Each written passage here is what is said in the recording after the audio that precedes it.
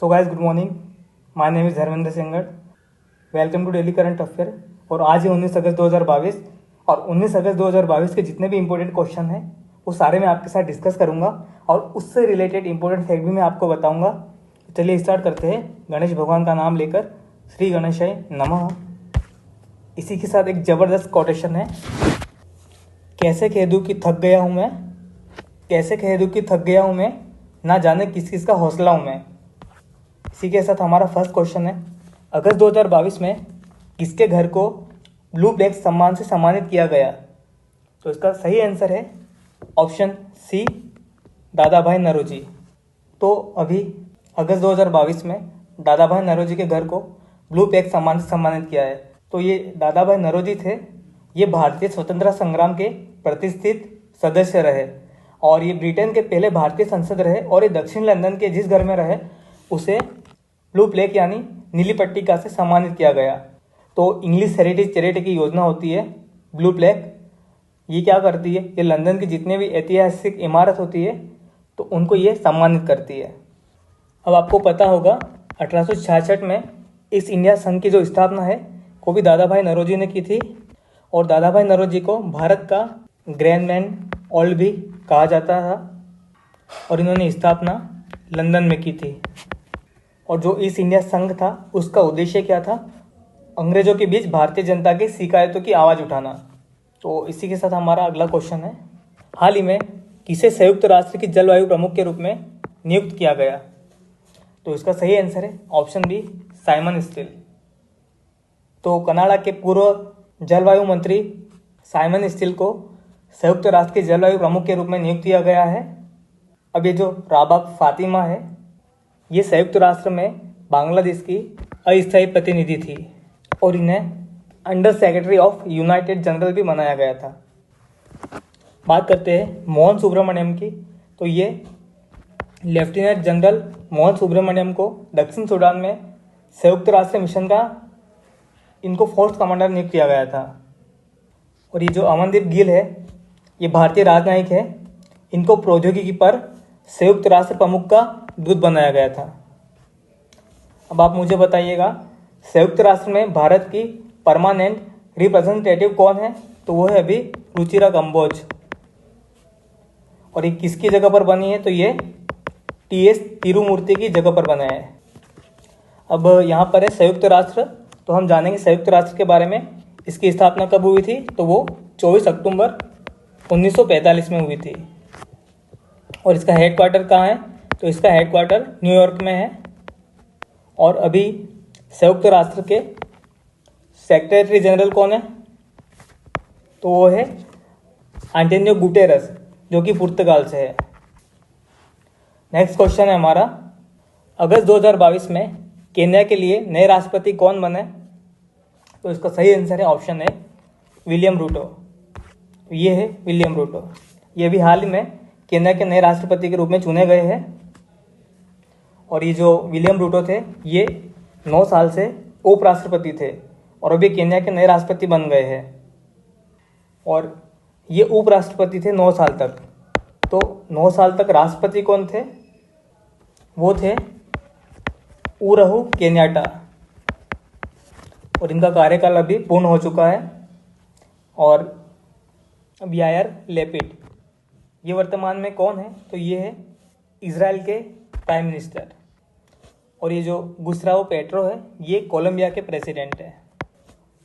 और Anthony Albanese ये Australia के प्रेसिडेंट है। बात करेंगे केन्या की। तो केन्या की राजधानी क्या है? नैरोबी।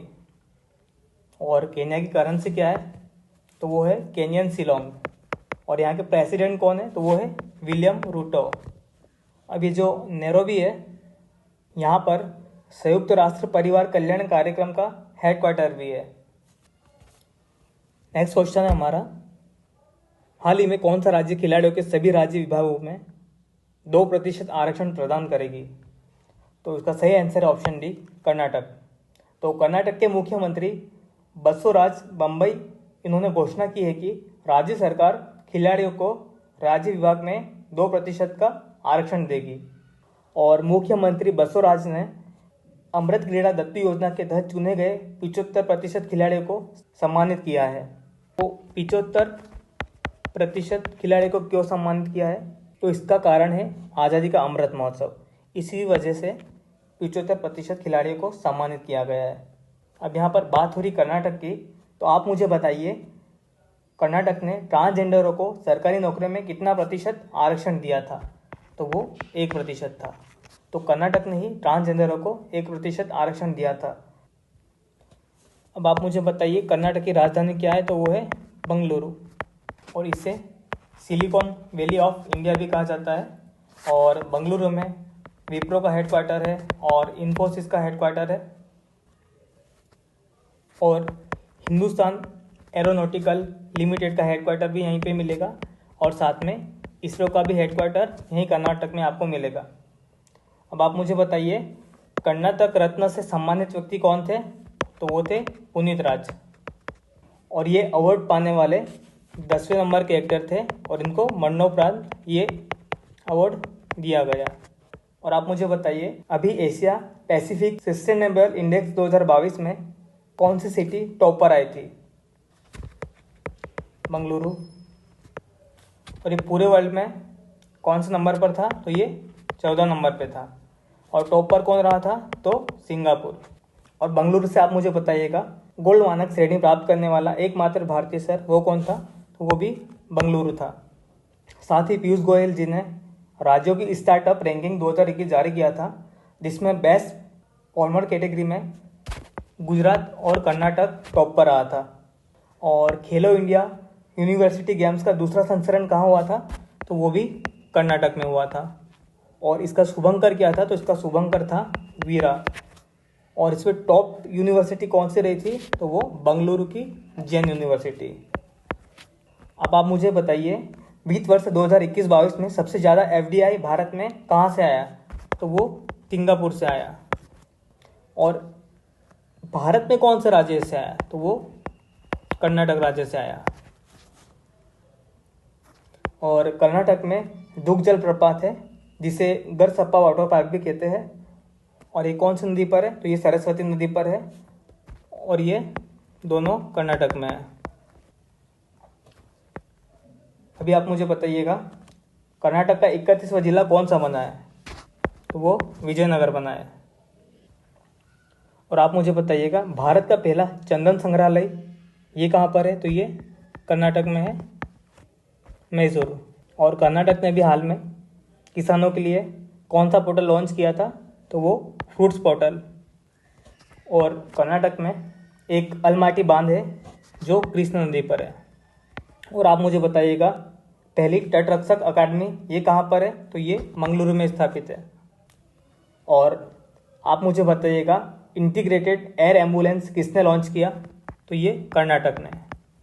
साथ ही आप मुझे बताइएगा न्यू एजुकेशन पॉलिसी को लागू करने वाला पहला राज्य कौन था? तो ये भी कर्नाटक था। इसी के साथ हमारा नेक्स्ट क्वेश्चन है, हाल ही में भारत में मास्टर कार्ड का ब्रांड एम्बेसडर किसे बनाया गया है?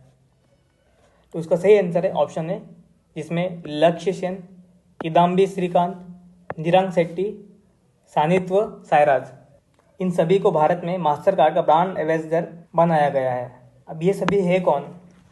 तो ये सभी बैडमिंटन प्लेयर है, और इन्हें मास्टर कार्ड का एम्बेसडर नियुक्त किया गया है। और ये थॉमस कप 2022 और कॉमनवेल्थ गेम्स 2022 के विजेता है। अब ये जो नीरज चोपड़ा है, इनको कोको कोला ने लिम्का स्पोर्ट्स प्रमोशन के लिए चुना था। और साथ में आप मुझे बताइएगा गरुड़ एरोस्पेस के ब्रांड एम्बेसडर कौन है? तो वो है महेंद्र सिंह धोनी। तो अभी आप मुझे बताइएगा लुइस वॉल्टन की पहली भारतीय महिला एम्बेसडर कौन है? तो वो दीपिका पादुकोण है। तो दीपिका पादुकोण को 75वें कैनस फिल्म फेस्टिवल में जूरी सदस्य के रूप में चुना गया था। और आप मुझे बताइएगा अवनी लखेरा ये कौन थी? तो ये शूटर थे, और ये राजस्थान से संबंधित थी, और इन्होंने टोक्यो पैरा ओलंपिक में गोल्ड जीता था, और इनको पद्मश्री से सम्मानित किया था।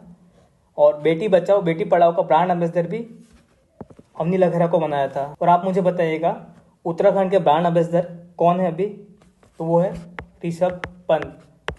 और डिश टीवी के ब्रांड एम्बेसडर कौन है, तो वो भी है ऋषभ पंत। हमारा नेक्स्ट क्वेश्चन है, अगस्त 2022 में किस राज्य के मुख्यमंत्री ने मेक इंडिया नंबर 1 मिशन घोषणा की, तो उसका सही आंसर है ऑप्शन बी, दिल्ली। तो दिल्ली के मुख्यमंत्री अरविंद केजरीवाल ने मेक इंडिया नंबर 1 की घोषणा की। वह इसे दिल्ली के ताल कटोरा स्टेडियम में लॉन्च किया जाएगा। कौन सा स्टेडियम, ताल कटोरा।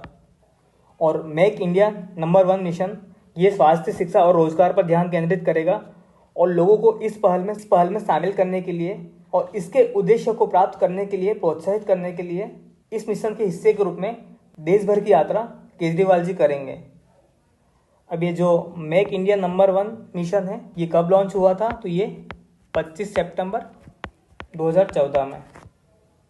इसका उद्देश्य क्या है, तो इसका उद्देश्य है देश में विनिर्माण क्षेत्र को बढ़ावा देना। और आप मुझे बताइए, पहली खेलो इंडिया फेंसिंग वुमेन लीग ये कहाँ पर हुआ था, तो ये भी नई दिल्ली के ताल कटोरा स्टेडियम में। और साथ में आप मुझे बताइएगा, पहली बार अंडर 16 खेलो इंडिया वुमेन्स हॉकी लीग ये कहाँ पर आयोजित किया गया था, तो ये दिल्ली में आयोजित किया गया था स्टेडियम में, तो मेजर ध्यानचंद हॉकी स्टेडियम में। और आप मुझे बताइएगा, भारत का पहला पशु स्वास्थ्य शिखर सम्मेलन का उद्घाटन ये कहाँ हुआ था, तो ये भी न्यू दिल्ली में हुआ था।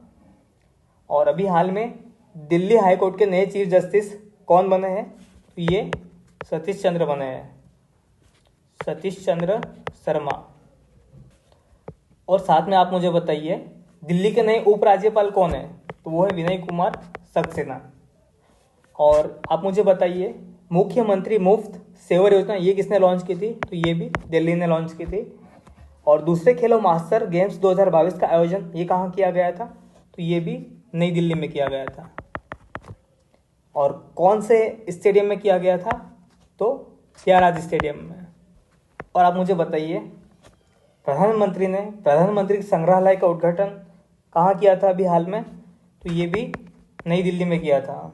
और भारत का पहला ई वेस्ट इको पार्क भी अभी दिल्ली में बनेगा। और देश का पहला स्मोक टावर ये भी दिल्ली में बनेगा। और भारत की दूसरी सबसे बड़ी कुश्ती अकादमी ये कहाँ पर स्थापित की जाएगी, तो ये किशनगंज दिल्ली में स्थापित की जाएगी। और ये किसके द्वारा स्थापित की जा रही है, तो ये भारतीय रेलवे के द्वारा स्थापित की जा रही है। और आप मुझे साथ में बताइएगा, प्रो कबड्डी 2022 का खिताब किसने जीता है, तो ये जीता है दबंग दिल्ली ने। और किसको हराकर, तो पटना पायरेट्स को। और ये जो प्रो कबड्डी लीग 2022 है इसका संस्करण ये कौन सा है अभी, तो ये 8वां संस्करण है। अगस्त 2022 में किसने राजस्थान के जोधपुर में प्रसिद्ध मारवाड़ी योद्धा वीर दुर्गादास राठौड़ की प्रतिमा का अनावरण किया, तो इसका सही आंसर है ऑप्शन ए, राजनाथ सिंह। तो ये हमारे देश के रक्षा मंत्री है। इन्होंने हाल ही में अगस्त 2022 में राजस्थान के जोधपुर में प्रसिद्ध मारवाड़ी योद्धा वीर दुर्गादास राठौड़ की प्रतिमा का अनावरण किया है। अब ये वीर दुर्गादास ये कौन थे, ये मारवाड़ साम्राज्य के राठौड़ राजपूत सेनापति थे। इन्होंने 17वीं शताब्दी में महाराज जसवंत सिंह की मृत्यु के बाद मारवाड़ पर राठौड़ वंश के शासन को अकेला ही संभाला। तो यहाँ पर बात हो रही है प्रतिमा की, तो हम बात करेंगे प्रतिमा से रिलेटेड कुछ फैक्ट। अभी प्राइम मिनिस्टर ने मोरबी गुजरात में हनुमान जी की 108 फीट ऊंची प्रतिमा का अनावरण किया था। और आंध्र प्रदेश के भीमावरम में स्वतंत्रता सेनानी अल्लूरी सीतारमण राजू का 30 फीट ऊंचा कांस्य की मूर्ति का अनावरण किया।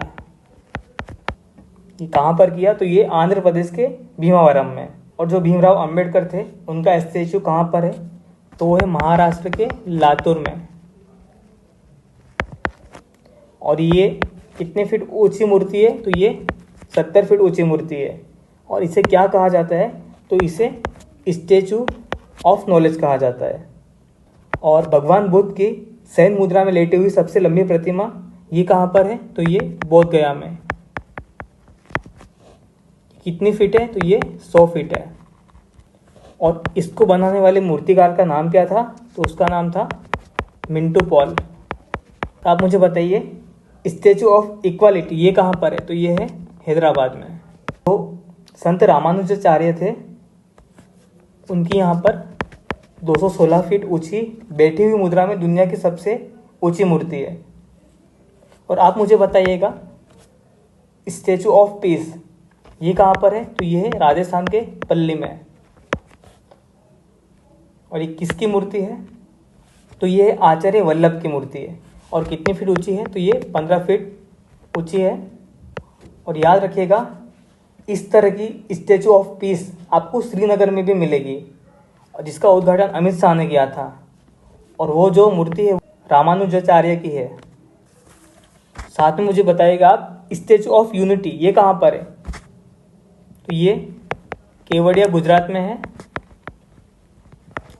ये किसकी मूर्ति है? तो ये सरदार पटेल की मूर्ति है। और ये कितनी फीट ऊंची है? तो ये 182 मीटर ऊंची है और नर्मदा नदी के किनारे स्थित है। और इसको बनाने वाले वास्तुकार कौन थे? तो वो थे राम वी सूता। हमारा नेक्स्ट क्वेश्चन है, हाल ही में वर्ल्ड हेल्थ ऑर्गेनाइजेशन ने मंकी पॉक्स वायरस का नाम बदलकर क्या रखा है? तो उसका सही आंसर है option D, clade. Monkeypox virus का नाम बदलकर क्लेड रखा है। अब ये जो क्लेड नाम था, ये नाम देने का मकसद क्या था? तो इस वायरस को यह नाम देने का मकसद सांस्कृतिक या सामाजिक अपराध से बचाना है। और ये जो संक्रमण है मंकी पॉक्स, इसको 2 भागों में बांटा है।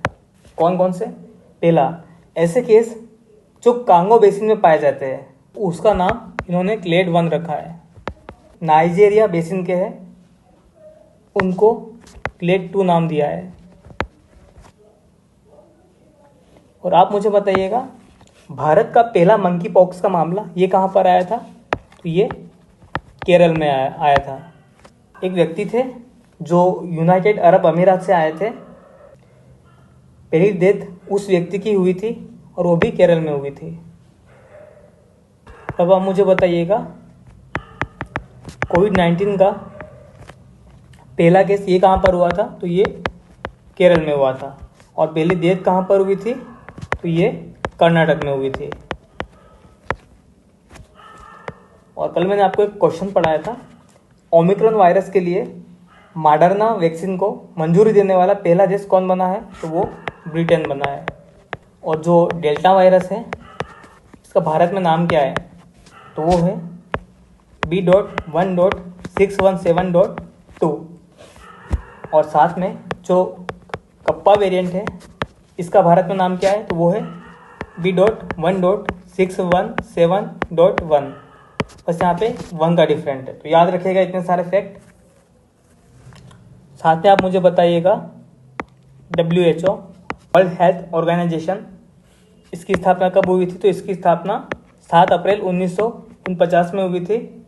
और इसका जो हेड क्वार्टर है वो कहाँ है? तो वो है जिनेवा, जो स्विट्ज़रलैंड में है। और अभी WHO के डायरेक्टर जनरल कौन है? तो वो है टेड्रोस अधानोम। और अभी WHO ने किस राज्य को तंबाकू नियंत्रण के लिए पुरस्कृत किया था? तो झारखंड को। और अभी WHO ने सेंट्रल फॉर ट्रेडिशनल मेडिसिन की आधारशिला के लिए किस राज्य को चुना है? तो गुजरात। गुजरात का कौन सा नगर? जामनगर। यहाँ पर WHO ने global centre for traditional medicine की आधारशिला रखी है। और आपको पता है WHO ने एक एप्लीकेशन है, उसका नाम है तंबाकू छोड़ो। तो इस एप्लीकेशन को भी लॉन्च किया है। इसी के साथ हमारा नेक्स्ट क्वेश्चन है, हाल ही में भारत ने किस देश को पहला डॉर्नियर विमान सौंपा है? तो इसका सही आंसर है ऑप्शन ए, श्रीलंका। तो भारत ने एक समारोह के दौरान श्रीलंका के प्रेसिडेंट रानिल विक्रमसिंह उनकी उपस्थिति में श्रीलंका की नौसेना को डॉर्नियर 228 समुद्री निगरानी विमान सौंपा है। अब ये जो डॉर्नियर विमान है इसको सौंपने का क्या मकसद है? इसका मकसद दोनों देशों के बीच रक्षा साझेदारी को और बढ़ाना है। और ये श्रीलंका बेड़े में शामिल होने वाला पहला डॉर्नियर विमान है। और ये जो डॉर्नियर विमान है ये भारत श्रीलंका को कितने उपलब्ध कराएगा? तो 2 विमान उपलब्ध कराएगा। और ये जो डोनियर विमान है इसको अभी कौन सी कंपनी बना रही है, तो हिंदुस्तान एरोनॉटिकल लिमिटेड। और आप मुझे बताइएगा इंडियन एयरफोर्स किस वर्ष तक MiG-21 बाइसन विमान को बाहर कर देगी, तो 2025 तक। और आपको पता होगा रशिया ने दुनिया का सबसे बड़ा विमान जिसका नाम था मारिया, इसको तबाह कर दिया था। ये जो मारिया विमान था ये यूक्रेन के पास था और इस विमान का नाम मारिया के अलावा एंटेनो 225 भी था। और आप मुझे बताइए भारत के पहले स्वदेशी विमान वाहक पोत का नाम क्या था, तो उसका नाम था INS विक्रांत। साथ में एक क्वेश्चन है जो कि मैंने आपको कल पढ़ाया था, राकेश झुनझुनवाला की एयरलाइंस कंपनी का नाम क्या है, तो वो है अकासा एयरलाइंस। यहाँ पर बात हो रही थी श्रीलंका की, तो आप मुझे बताइएगा कि श्रीलंका की राजधानी कौन सी है, तो श्रीलंका की 2 राजधानी है, पहली है कोलंबो और दूसरी है श्री जयवर्धनेपुरम। ये कमर्शियल कैपिटल है और जो जयवर्धनेपुरम गुट्टे है ये एडमिनिस्ट्रेटिव कैपिटल है। और जो श्रीलंका यहाँ की करेंसी क्या है, तो यहाँ की करेंसी है श्रीलंकाई रुपया। और श्रीलंका के प्रेजेंट टाइम पे प्रेसिडेंट कौन है, तो वो है रानिल विक्रमसिंह। और ये जैसा है ये BCCI के सचिव भी रहे हैं। और आप मुझे बताइए श्रीलंका के प्राइम मिनिस्टर कौन है, तो वो है गणेश गुणवर्धन है। भारत और श्रीलंका के बीच में एक स्ट्रेट है जिसे क्या कहा जाता है, तो उसे पाक जल डमरू मध्य कहा जाता है। और पाक जल डमरू मध्य से आप मुझे बताइएगा पाक जल डमरू मध्य में तैरने वाली दुनिया की सबसे कम उम्र की और सबसे तेज महिला तैराक ये कौन है, तो ये जिया रॉय है। और साथ में आप मुझे बताइएगा भारत और श्रीलंका के बीच में कौन कौन से अभ्यास होते हैं, तो पहला है मित्र शक्ति अभ्यास और दूसरा है सुईवैक्स नामक अभ्यास। ICC ने प्लेयर ऑफ द मंथ ये किसको दिया था, तो ये श्रीलंका के प्रभात जयसूर्या को। और महिलाओं में प्लेयर ऑफ द मंथ ये किसको दिया था, तो ये एम्मा लैम्ब को। और आपको पता होगा एशिया कप 2022 में ये अभी तक डिसाइड था कि श्रीलंका में ये होने वाले हैं, किंतु इसका वेन्यू अब चेंज हो गया है जो कि यूनाइटेड अरब अमीरात कर दिया है। और ये मोस्ट इम्पोर्टेंट है। इसी के साथ हमारा नेक्स्ट क्वेश्चन है, हाल ही में बच्चे के जन्म दिवस की शुरुआती 1000 दिनों तक परवरिश में मदद के लिए किस नाम से एक ऐप लॉन्च की गई है, तो इसका सही आंसर है ऑप्शन बी पालन 1000। तो अभी केंद्रीय स्वास्थ्य एवं राज्य मंत्री डॉक्टर भारती प्रवीण पवार ने बच्चे के जन्म से लेकर 1000 दिनों तक उसकी परवरिश करने से संबंधित एक ऐप को लॉन्च किया है जो बच्चों के बौद्धिक विचार पर केंद्रित है। तो इस ऐप के जरिए भावकों को बच्चों की पालन की जानकारी दी जाएगी। तो यहाँ बात हो रही है एप्लीकेशन की, तो एप्लीकेशन से रिलेटेड कुछ फैक्ट है, आप मुझे बताइएगा। बीच विजल एप्लीकेशन ये किसने लॉन्च किया था, तो ये गोवा ने लॉन्च किया था। और भारत का पहला night navigation mobile app launch किया था, तो ये किसने किया था, ये असम सरकार ने किया था। और आप मुझे बताइए दिशांग ऐप को किसने लॉन्च किया था, तो इसको कर्नाटक सरकार ने। और आप मुझे बताइए जन भागीदारिता अधिकार पोर्टल ये किसने लॉन्च किया था, तो ये जम्मू एंड कश्मीर ने लॉन्च किया था। और आप मुझे बताइएगा अपना कांगड़ ऐप को किसने लॉन्च किया था, तो ये हिमाचल प्रदेश ने लॉन्च किया था। और आप मुझे बताइएगा कौशल रोजगार निगम पोर्टल को किसने लॉन्च किया था, तो वो हरियाणा ने लॉन्च किया था। और आपको पता होगा ई मछली ऐप को लॉन्च किया था किसने, तो असम ने। और भूगर्भ जल पोर्टल को यूपी ने लॉन्च किया था।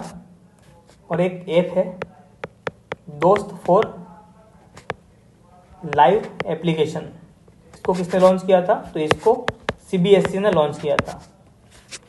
और एक ऐप है ई नगर मोबाइल एप्लीकेशन,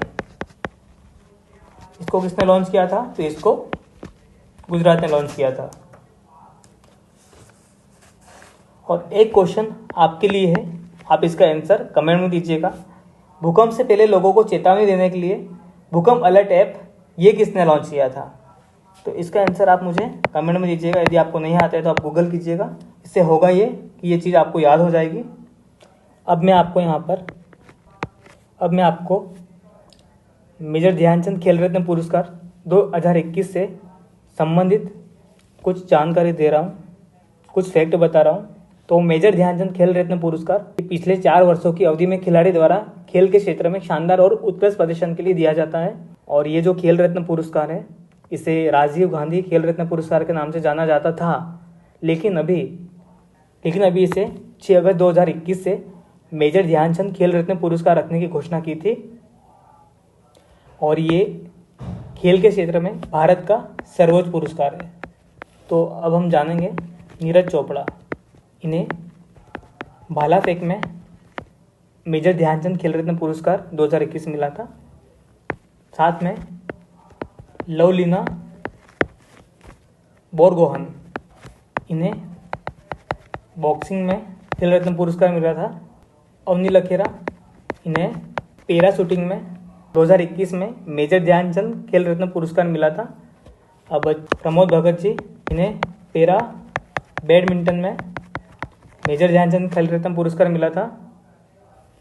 और साथ में सुनील छेत्री, इन्हें फुटबॉल के क्षेत्र में मेजर ध्यानचंद खेल रत्न पुरस्कार 2021 मिला था। रवि कुमार दहिया, इन्हें कुश्ती में ये अवार्ड मिला था। साथ में है श्रीजेश PR, इन्हें हॉकी के क्षेत्र में ये अवार्ड मिला था। और साथ में सुमित, पैरा एथलेटिक्स में अवार्ड मिला था इन्हें। और कृष्ण नागर, इन्हें पैरा बैडमिंटन में ये अवार्ड मिला था। मिताली राज, इन्हें क्रिकेट के क्षेत्र में ये अवार्ड मिला था। और है मनप्रीत सिंह, इन्हें हॉकी के क्षेत्र में ये अवार्ड मिला था। याद रखिएगा इन सारे नाम को विद अवार्ड के साथ याद रखिएगा। तो इसी के साथ हमारा लेक्चर यहीं समाप्त होता है। अगर आपको मेरा लेक्चर पसंद आ रहा है तो आप इसे लाइक कीजिए, शेयर कीजिए, सब्सक्राइब कीजिए। और आशा है कि आपको इस चैनल से काफ़ी मदद मिलेगी। Thank you.